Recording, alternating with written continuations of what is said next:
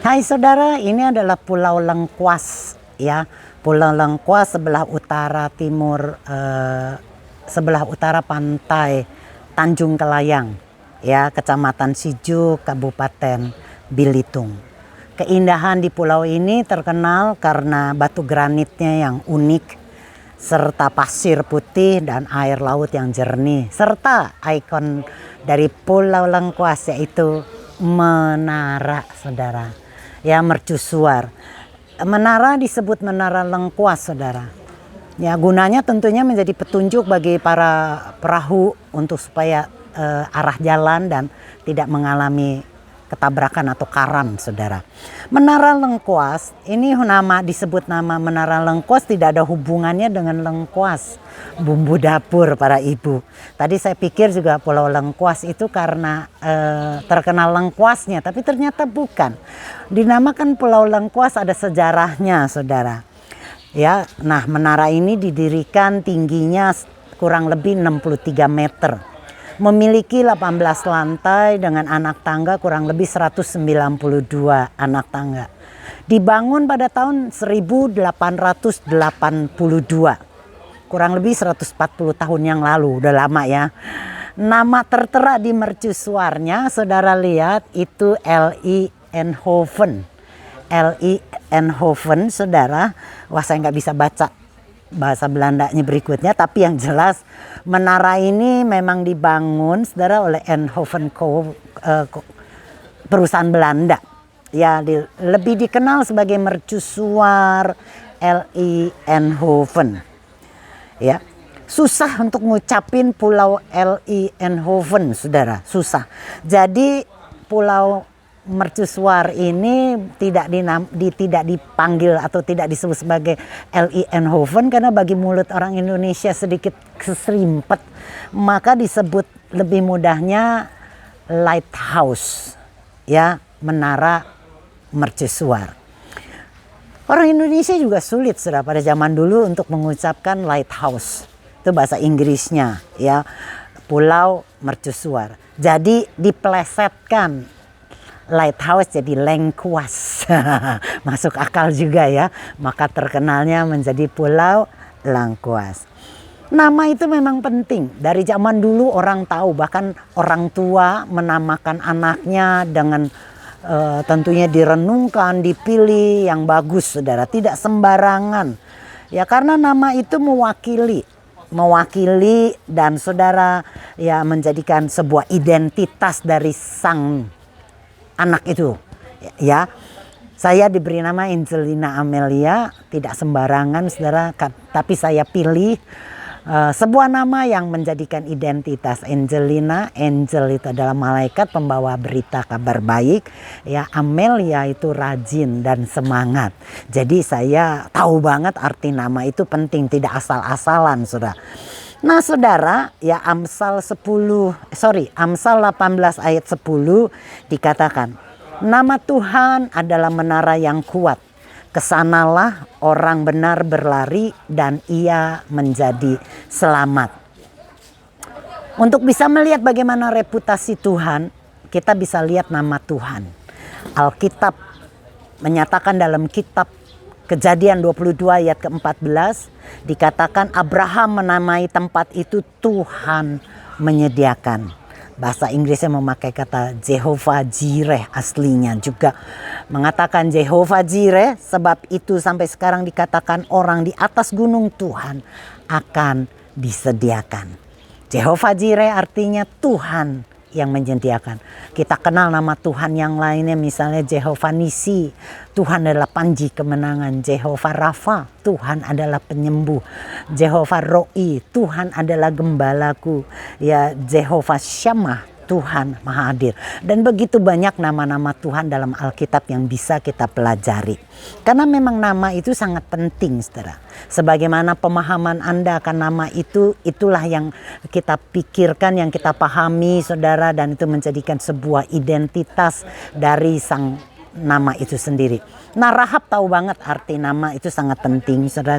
Dia kenal nama Tuhan, saudara. Coba kita lihat dari Yosua 2 ayat 9 sampai 11. Berkata kepada orang itu, aku tahu bahwa Tuhan telah memberikan negeri ini kepada kamu. Dan bahwa kengerian terhadap kamu telah menghidapi kami dan segala penduduk ini gentar menghadapi kamu. Sebab kami mendengar bahwa Tuhan telah mengeringkan air laut Teberau di depan kamu. Ketika kamu berjalan keluar dari Mesir dan apa yang kamu lakukan kepada kedua raja orang Amori yang di seberang sungai Yordan itu, yakni kepada Sihon dan Og yang telah kamu tumpas. Ketika kami mendengar itu, tawarlah hati kami dan jatuhlah semangat setiap orang menghadapi kamu. Sebab Tuhanmu ialah Tuhan di langit, di atas, di bumi dan di bawah. Saudara, terjemahan lain lihat nih. Tidak heran kalau semua orang takut kepada kalian. Tidak ada seorang pun yang masih mempunyai semangat untuk berperang melawan kalian. Sesudah mendengar hal-hal semacam itu, karena Tuhan kalian adalah Tuhan yang maha tinggi, yang berkuasa atas langit dan bumi, bukan sekedar Tuhan biasa, tapi Tuhan di langit, di atas, dan di bumi, di bawah. Saudara, bagaimana Rahab mendengar nama Tuhan yang ajaib, saudara. Bagaimana Tuhan menolong bangsa Israel untuk melewati laut Teberau, saudara, dengan mujizat dikeringkannya air itu. Maka semua bangsa, orang-orang di Yeriko menjadi takut, saudara, kepada Tuhan yang disembah oleh orang-orang Israel. Akhirnya, saudara, karena mendengar nama Tuhan yang ajaib, Rahab percaya dan diselamatkan. Nah, tadi kita sudah belajar bagaimana nama Tuhan dalam Amsal 18 ayat 10 adalah menara yang kuat. Menara itu menara berbenteng atau benteng yang kuat, menara perkasa atau menara kekuatan, atau dalam satu terjemahan mengatakan nama Tuhan adalah kekuatan besar. Menaranya kuat. Apa sih arti kuat? Saya coba mencari arti kuat. Sudah dikatakan tenaga, daya untuk mengangkat, tahan, awet dan tidak rusak atau tidak patah, tidak mudah goyah, teguh, penjagaannya ketat atau pertahanan, mampu atau berkuasa. Jadi kuat bukan cuma secara fisik tetapi juga secara mental. Jadi saudara, kuat fisik, mental, pengaruh, efektif, mampu tahan serangan, persediaan yang baik, jelas dan kokoh. Itu kurang lebih arti kuat, saudara. Nah, nama Tuhan adalah menara yang kuat, tinggi di atas masalah, menyediakan semua yang dibutuhkan. Ya, jadi nama Tuhan adalah secara fisik kita bisa aman, saudara. Tapi secara juga, saudara, dia adalah penyediaan yang luar biasa. Dan dikatakan tadi Amsal 18 ayat 10, kesanalah orang benar berlari. Apa sih orang benar, saudara? Orang benar ini mengacu pada orangnya. Benar ya, saudara ya? Tindakannya tentunya berlari. Nah, benar ini tidak bisa dicapai lewat kekuatan sendiri, tetapi dari Tuhan. Yesaya 64 ayat 6. Kamu semua telah menjadi seperti orang najis karena dosa-dosa kamu. Segala kebenaran kamu yang sangat kamu banggakan hanya seperti kain buruk dan kotor. Kamu menjadi seperti daun yang layu dan kering lalu gugur. Segala dosa kamu melenyapkan kamu seperti angin menyapu kain-kain kering. Kebenaran kita seperti kain kosong, kain kotor. Maka tidak bisa dikatakan orang benar berlari, saudara, itu dengan kekuatannya sendiri. Karena dikatakan kebenaran kita itu sangat kotor. Enggak ada orang yang benar dengan kekuatan sendiri. Tapi kebenaran kita diberikan oleh Tuhan. Amin, saudara, katakan. Ya, jadi keselamatan kita bukan karena usaha kita, tapi itu adalah pemberian Tuhan. Nggak bisa kita menyombongkan diri, saudara, tetapi kita harus tahu orang benar karena dibenarkan oleh Tuhan. Nah, tadi dikatakan orang benar berlari, tindakannya adalah berlari. Dalam pengertian berlari itu adalah orang yang tergesa-gesa, saudara. Orang yang cepat dari berjalan. Ya, teks aslinya menyiratkan itu sebuah urgent, saudara. Buru-buru. Jadi nama Tuhan adalah menara yang kuat, orang benar bergegas ke sana dan diangkat di atas bahaya. Saya ulang kembali, saudara, nama Tuhan adalah menara yang kuat. Kesanalah orang benar berlari. dan ia menjadi selamat. Selamat tentunya kita ngerti, saudara, aman, diangkat dari atas bahaya, terlindung dari terkena ya segala bahaya, terlindung sehingga kita menjadi aman, tidak mungkin dirugikan atau hilang. Nah, saudara, jadi luar biasa nama Tuhan.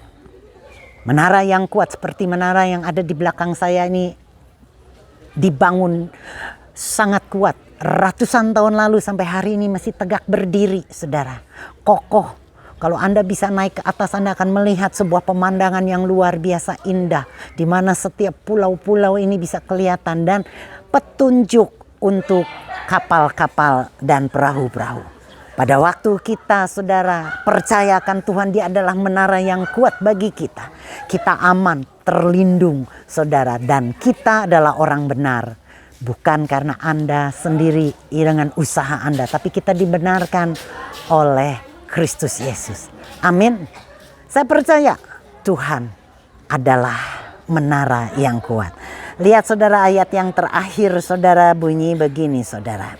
Ya, ayat yang terakhir, saudara, dikatakan, saudara, iya. Mazmur 61 ayat 4. Sungguh engkau telah menjadi tempat perlindunganku, menara yang kuat terhadap musuh. Amin. Kalau Anda lagi sedang mengalami segala masalah, Anda sedang menghadapi musuh-musuh yang di depan Anda. Mungkin musuh itu berupa penyakit, musuh itu berupa ekonomi yang sangat berat, atau mungkin hubungan yang sedang rusak dengan keluarga, dengan suami atau istrimu, atau engkau lagi sedang dalam usaha mengalami kemacetan. Apapun persoalanmu, bahkan mungkin ada banyak orang yang sedang frustasi dan putus asa karena sepertinya tidak ada lagi cara keluar. Saya mau katakan, saudara, berlari ke arah menara yang kuat, karena Dia adalah pelindung kita terhadap segala musuh kita. Amin. Dari Pulau Lengkuas, saya mau katakan kepada Anda, shalom bagi Anda, shalom bagi Indonesia, shalom bagi kita.